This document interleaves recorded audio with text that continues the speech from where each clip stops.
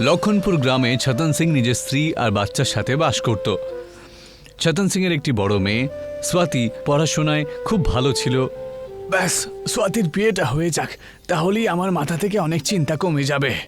তুমি এর ব্যাপারে কেন চিন্তা করছো গো?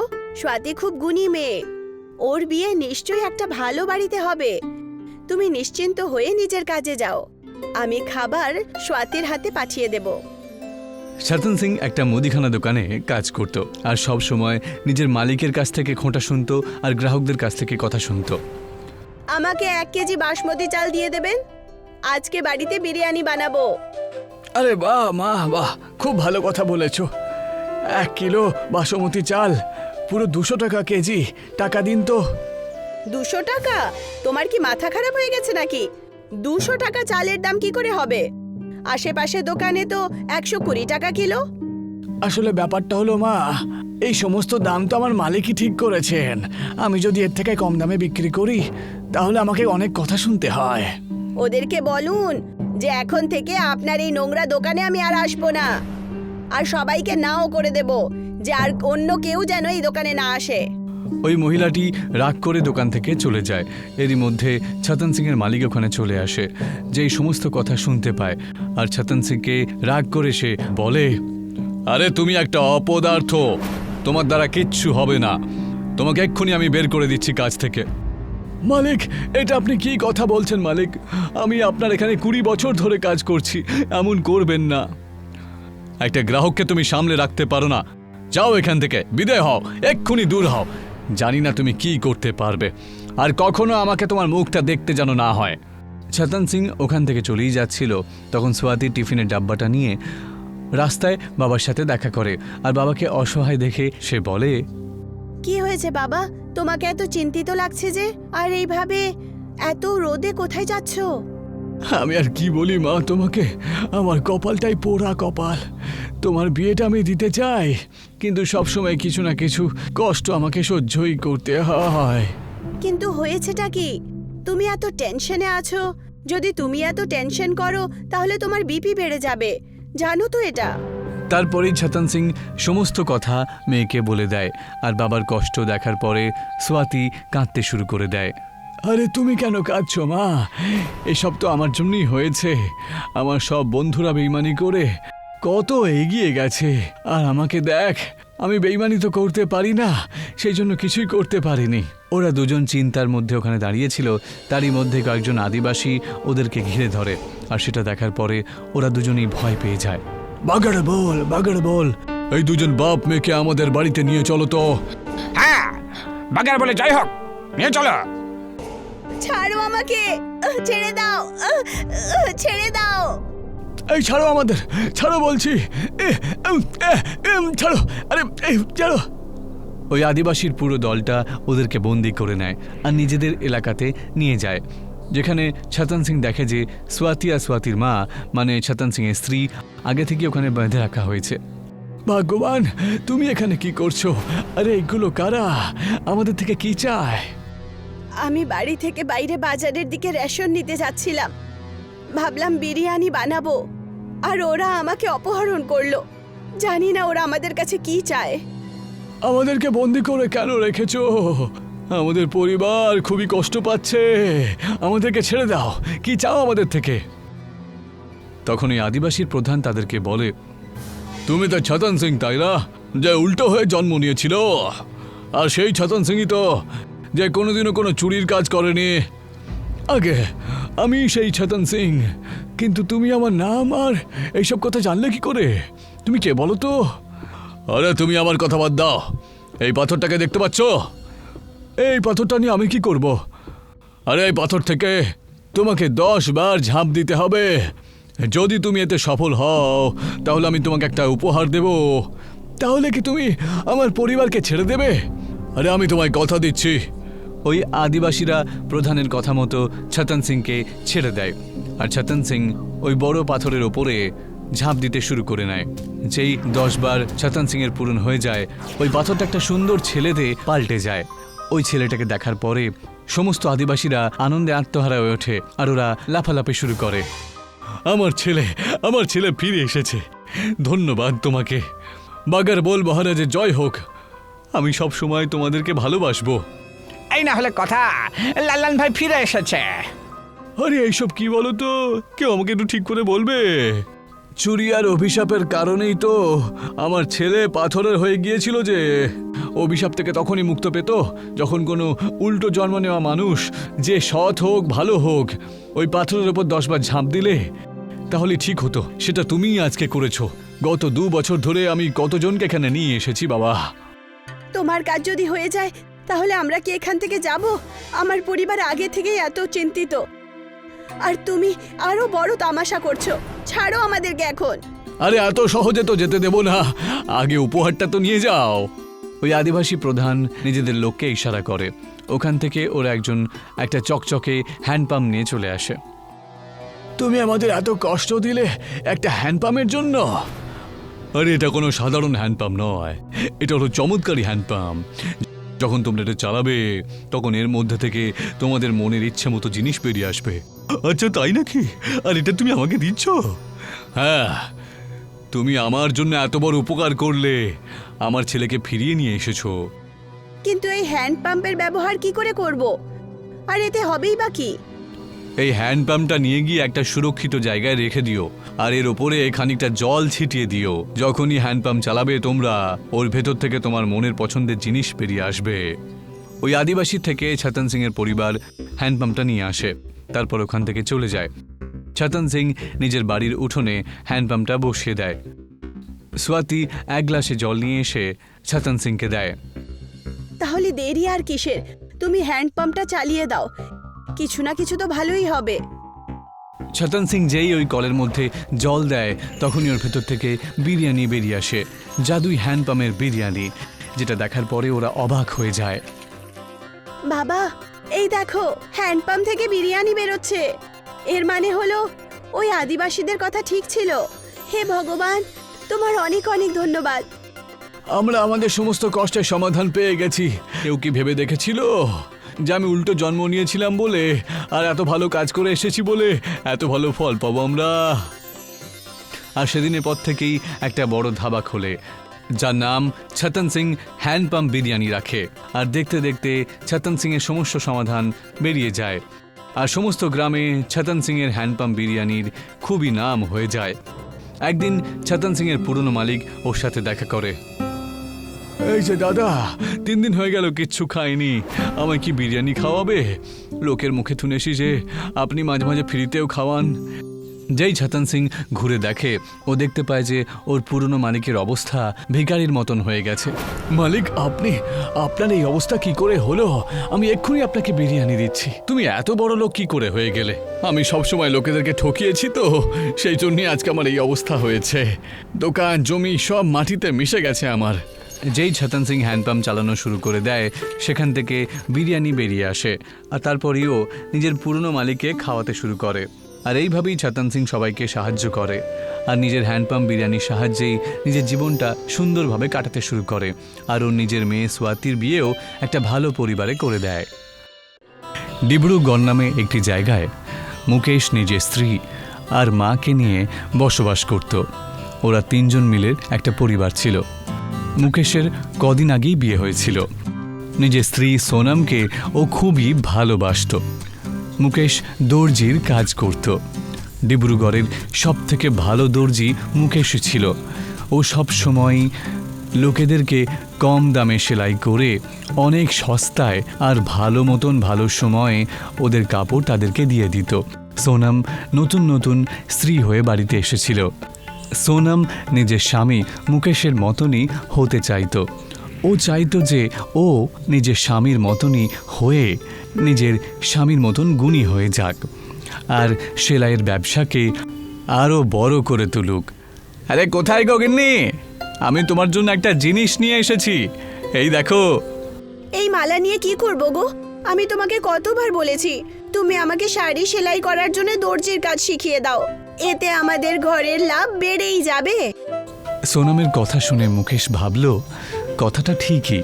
তারপর মুকেশ নিজের স্ত্রী সোনাম আর 2 বাচ্চাকে নিয়ে এসে, যাদের নাম ইমলিয়া সচিনকে বসিয়ে সেলাই আর দর্জির কাজ শেখাতে শুরু করে। কয়েকদিনের মধ্যেই সোনাম লেহেঙ্গা আর স্যুট সেলাই করা শিখে যায়। কিন্তু বিকেলের সময় সোনামের বাড়িতে খবর আসে যে মুকেশের কার অ্যাক্সিডেন্ট হয়ে মৃত্যু ঘটে গেছে। পুরো পরিবার এই কথা শুনে শোকে নেমে আসে। সোনাম হাউ হাউ করে কাঁদতে শুরু করে। হে ভগবান, এটা কি হয়ে গেল? এখন আমি কোথায় যাব? আমার জীবন বরবাদ হয়ে গেল। আর কাঁদতে কাঁদতে নিজের শাশুড়ি মাকে জড়িয়ে ধরে। শাশুড়ি মাকে সে গিয়ে বলে যে ও গর্ভবতী। বাড়ির একমাত্র পুরুষের মৃত্যুর খবর শোনার পরে মা আর বাড়ির স্ত্রী খুবই কান্নাকাটি করে। কিন্তু গ্রামবাসীরা মনে করে যে সোনামই হলো ওদের বাড়ির কালো ছায়া, সেই জন্য মুকেশের মৃত্যু ঘটেছে। সোনাম আর শাশুড়ি মা যেমন তেমন করে কয়েকদিন কাটিয়ে ফেলে। কিছু কিছু গ্রাহক ওদের দোকানে আসতো। গ্রাহক কম হয়ে যাওয়ার কারণে আর বাড়িতে টাকা পয়সা নিয়ে চিন্তার কারণে সোনাম নিজের শাশুড়ি মাকে বলে, মা, আমাদেরকে পয়সার বন্দোবস্ত করতে হবে, নয়তো আমার পেটের বাচ্চাটা দুর্বল হয়ে যাবে। উনি আমাকে একটু আধটু সেলাই তো শিখিয়েছিলেন। আমি এখনো লোকেদের কাপড় চোপড় সেলাই করে একটু পয়সা ইনকাম করতে পারবো, যাতে আমাদের ঘর চলতে পারে। বৌমা, তোমার চিন্তাধারা তো ভালোই, কিন্তু আমাদের ভাগ্যটা খুবই খারাপ। যখন ভাগ্য খারাপ হয় না, তখন ঘরের ছাদে রাখা আমও ইঁদুর খেয়ে যায়। কিন্তু আমাদের এই জিনিসের কোনো একটা উপায় বার করতেই হবে, নয়তো আমরা খিদের চোটে মরে যাব। লোকেদের মনে হয় তোমার আগমন অলক্ষীর মতো। তুমি বাড়িতে পা রাখলে, এই কারণেই মুকেশ আমাদের সবাইকে ছেড়ে চলে গেল। কমলার কথা শুনে সোনাম অসহায় হয়ে নিজের ঘরে চলে যায়। ঘরে গিয়ে ওই সেলাই মেশিনটা নিয়ে বসে পড়ে। তারপর ভাবতে শুরু করে, ভগবান, আমি আমার মার বাচ্চার ধ্যান কি করে রাখবো? আমাদের তো কোনো আত্মীয় স্বজনও নেই। গ্রামের লোকেদের মনে হয় যে আমি কালো জাদু করি, সেই কারণে ওরা আমাদের সঙ্গে কথাও বলে না। কি হবে আমাদের?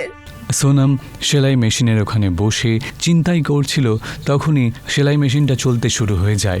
আর দেখতে দেখতে সেলাই মেশিন থেকে লেহেঙ্গা সেলাই হয়ে বেরিয়ে আসে।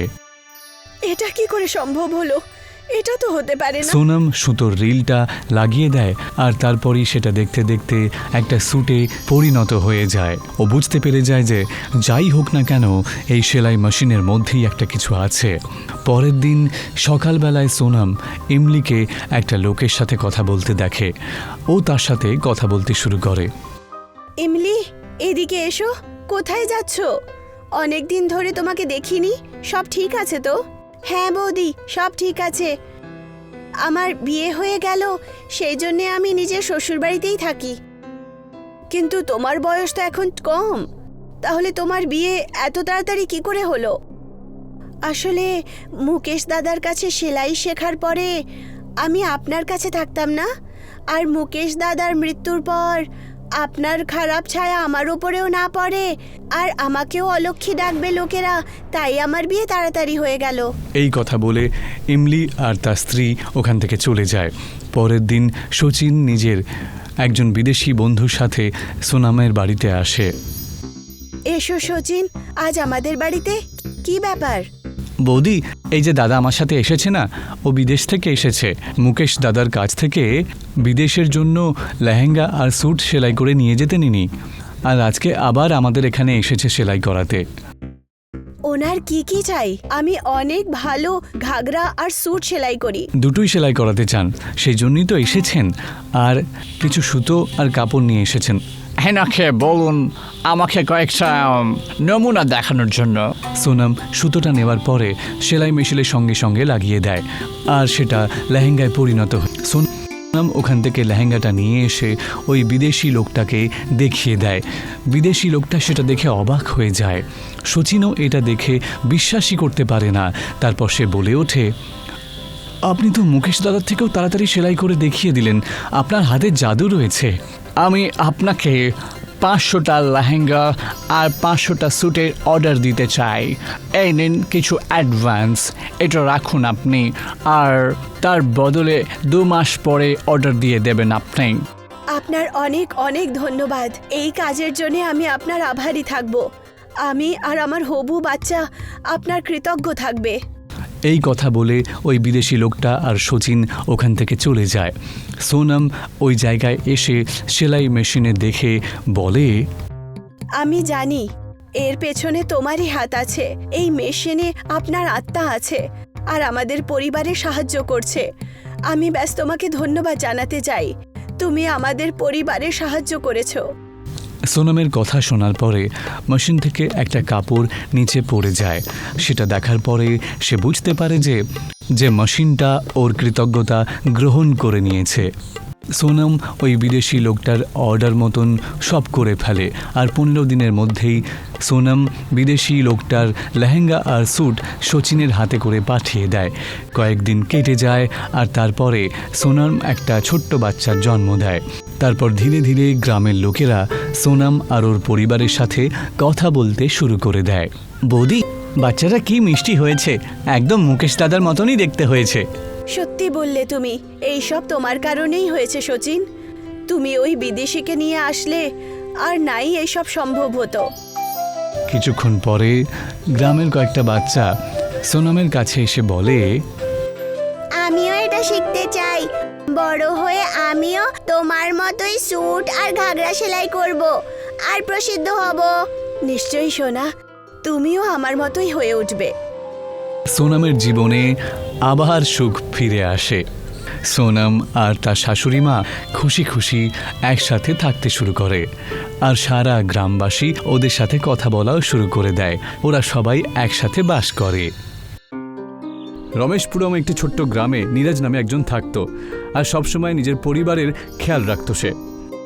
নীরজ ছাতা বিক্রি করত আর ছাতা তৈরি করত, সেই জন্য ওর অনেক বেশি বর্ষাকালই লাভ হতো তার। জানি না কেন দোকানে আজকাল কেউ আসছে না। জানি না এই জগতে যে কি ধরনের লোক আছে কে জানে। আরে আমার কেউ উপকার তো করুক নাকি। আরে কেন চিন্তা করছো গো? আমি আছি তো। তুমি তার জন্য একদম চিন্তা করো না। যতক্ষণ আমাদের এই ছাতার ব্যবসা চলবে না, আমি অন্যদের কাছে কাজ করে সংসার চালিয়ে নেব। আরে আমি কি করি বলো তো গিন্নি, তোমাকে দিয়ে কাজ করাতে আমার ভালো লাগে না। আমার ইচ্ছে থাকা সত্ত্বেও আমি কিছু করতে পারছি না।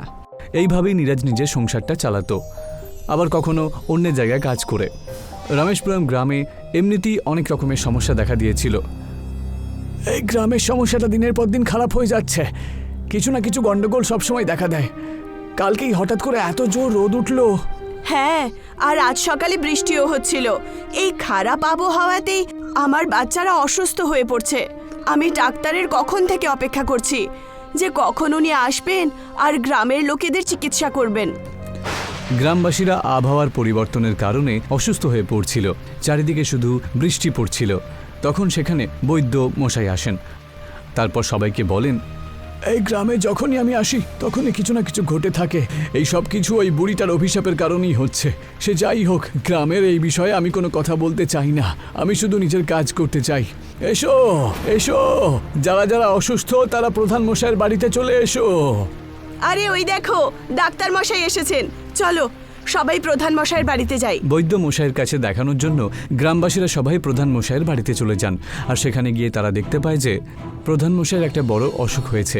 আর সেটা দেখার পরে গ্রামের লোকেরা আরও চিন্তিত হয়ে পড়ে। আমার অবস্থা দিনের পর দিন আরো খারাপ হতে চলেছে। যদি এরকম চলতে থাকে তাহলে আমি যখন তখন মারা যেতে পারি। আপনি শুধু আশা ছাড়বেন না। আমি আপনার জন্য কিছু ওষুধ আর ইঞ্জেকশন লিখে দিয়েছি। তাড়াতাড়ি ওগুলো নিয়ে আসুন আপনি, আর ওগুলো খাওয়া শুরু করে দিন। আপনি ঠিক হয়ে যাবেন। আপনি আমার গ্রামের লোকেদের সুরক্ষার ব্যাপারটা দেখুন, কোনো বাচ্চা কারোর জন্য কোনো ক্ষতি না হয়। আপনি সেসব নিয়ে একদম চিন্তা করবেন না, আমি সবার খেয়াল রাখব। বৈদ্য প্রধান মশাইয়ের বাড়িতেই গ্রামের লোকেদের পরীক্ষা করতে থাকে। বৃষ্টি আরও বাড়তে শুরু করে দেয়, আর সমস্ত গ্রাম একেবারে বন্যায় ডুবে যায়। চারিদিকে শুধু জল আর জল। শুধু নীরজের বাড়িটাই এমন ছিল যার বাড়িতে জলের একটা ফোঁটাও ঢোকেনি। বলতেই পারেন যে নীরজের বাড়িটা ওই গ্রামে থাকা সত্ত্বেও ওখানে বৃষ্টির একটা ফোঁটাও পড়েনি। সেটা দেখার পরে সবাই অবাক হয়ে যায় আর নীরাজের বাড়িতে গিয়ে জিজ্ঞাসা করে, আরে এটা আবার কি করে হতে পারে? হ্যাঁ, তোমার বাড়িতে বৃষ্টি হচ্ছে না কেন বলো তো? আরে কি এমন জাদু তুমি করে রেখেছো, বলবে একটু? আরে কি জানি, আমাদের বাড়িতে বৃষ্টিও হয় না, আবার বেশি রোদও আসে না। এটা তো আমিও বুঝতে পারি না। নিশ্চয়ই এর পেছনে কিছু একটা গন্ডগোল আছে। হ্যাঁ হ্যাঁ, তুমি তো খুবই ভাগ্যবান গো যে তুমি এই বরদান পেয়েছো। আরে ভাগ্যবান কিনা সেটা জানি না, কতদিন হয়ে গেল পরিবারকে ভালো করে খাবারও দিতে পাচ্ছি না। আমার বউ আমি আমাদের দুজনকেই অন্যের বাড়িতে গিয়ে কাজ করতে হয়, বুঝেছেন, যাতে আমাদের সংসারটা চলে। এরই মধ্যে ওখানে বৈদ্যমশাই প্রধান মশাইয়ের বাড়ি থেকে চিকিৎসা করে আসার পরে নীরাজের বাড়িতে বৃষ্টি না দেখে বলতে শুরু করে, হে ভগবান, এটা কি করে হতে পারে? তুমি এই গ্রামের কর্তা ধর্তা কি করে হতে পারো? ওই বুড়ির অভিশাপ তোমাকে এই গ্রাম রক্ষা করার জন্য বেছে নিয়েছে। নিশ্চয়ই তোমার কাছে কিছু একটা গুণ রয়েছে। হায় ঈশ্বর! বৈদ্যর কথা শোনার পরে সবাই অবাক হয়ে যায় আর বৈদ্যমশাইকে জিজ্ঞাসা করে, বৈদ্যমশাই, এটা আপনি কি কথা বলছেন? কর্তা ধর্তা? আরে এসব কি বলুন তো, আমাকে বলুন, আমি তো কিছুই বুঝতে পারছি না। এই ধরনের ফালতু ফালতু কথা তুমি কখন থেকে বলতে শুরু করলে? মনে হয় সত্য কথাটা বলার সময় হয়ে গেছে। সমস্ত গ্রামবাসীকে এখানে ডেকে পাঠাও, আর আমার কথা সবাই মন দিয়ে শুনবে। বৈদ্যমশাই সবাইকে এক জায়গায় জড়ো করে, তারপর রহস্যময়ভাবে কথাগুলো বলতে শুরু করে দেয়। এই কথাটা প্রায় 10 বছর পুরনো। তোমাদের গ্রামের প্রধান একটা অনেক বড় জঙ্গল কেটে দিয়েছিল। হ্যাঁ, পুরো জঙ্গল কেটে ফেলো তো। এই জঙ্গলের কাঠগুলো বিক্রি করে আমরা অনেক টাকা রোজগার করব। কাটো কাটো। বাবু, জঙ্গলের মাঝামাঝি একটা বুড়ির ঘর রয়েছে, সেটা কি করব বলুন তো? আমি তো কিছুই বুঝতে পারছি না। আরে এতে বোঝার আর কি আছে, ওই বুড়ির ঝুপড়িটা ভেঙে দাও, ব্যাস যথেষ্ট।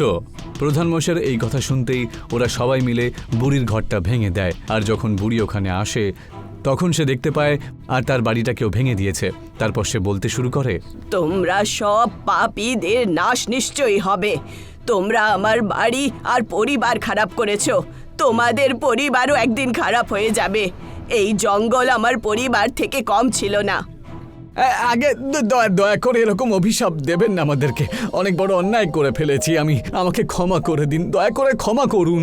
এই শ্রাপ থেকে মুক্তি পাওয়ার জন্য তোমাদের গ্রামে একজন লোক আসবে, যে নিজের জাদু দিয়ে গ্রামকে প্রলয়ের প্রকোপ থেকে বাঁচাবে। তার বানানো জিনিসটা নিজেদের বাড়িতে লাগিয়ে দিও। এরকম করলেই তোমাদের সমস্ত সমস্যা ঠিক হয়ে যাবে। নীরাজের বাড়িতে বৃষ্টি হচ্ছে না, এর মানে এটাই যে নীরাজি হলো সেই গুণী মানুষ। কিন্তু আমার মধ্যে এমন কি গুণ রয়েছে? আমি গ্রামবাসীর এত সাহায্য কি করে করব? তোমার থেকে ভালো ছাতা কেউ বানাতে পারে কিনা? তুমি নিজের বানানো একটা ছাতা দাও।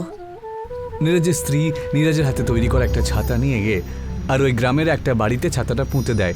আর যেই ছাতাটা পোঁতা হয় সঙ্গে সঙ্গে সেই বাড়িটা সাধারণ বাড়ি থেকে ছাতা বাড়িতে পরিণত হয়ে যায়। ঠিক যেন একটা সুন্দর ছাতা এত বড় ছাতা হয়ে যায় যে গোটা বাড়িটাকে ঢেকে দেয়। আর সেটা দেখার পরে সবাই অবাক হয়ে যায়। দেখা এলে তোমরা সবাই, তোমাদের গ্রামের মঙ্গল শুধু নীরাজি করতে পারে, বুঝেছো? নীরজ দাদা, আমাকেও একটা ছাতা বানিয়ে দাও না।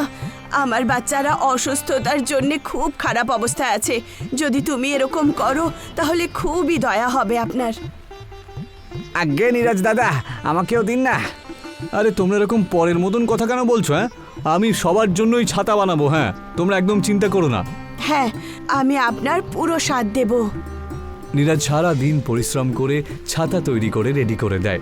আর দেখতে দেখতে সবাইকে ছাতা দিতেও শুরু করে দেয়। সবাই নীরাজের তৈরি করা ছাতা নিয়ে যায় আর নিজের বাড়িতে গিয়ে পুঁতে দেয়। সবার ছোট ছোট বাড়িগুলো একটা বড় ছাতার বাড়িতে পরিণত হয়ে যায়। আর সবার ছাতার বাড়ি দেখে প্রধান মশাই নিজের অসুস্থ অবস্থাতেই বাইরে বেরিয়ে চলে আসে। তারপর নীরাজকে বলে, নীরাজ, তুমি আমাকে ছাতা দেবে না? হ্যাঁ প্রধান মশাই, এটা আবার বলার কি আছে? আপনাকে ছাতা দেব না কেন?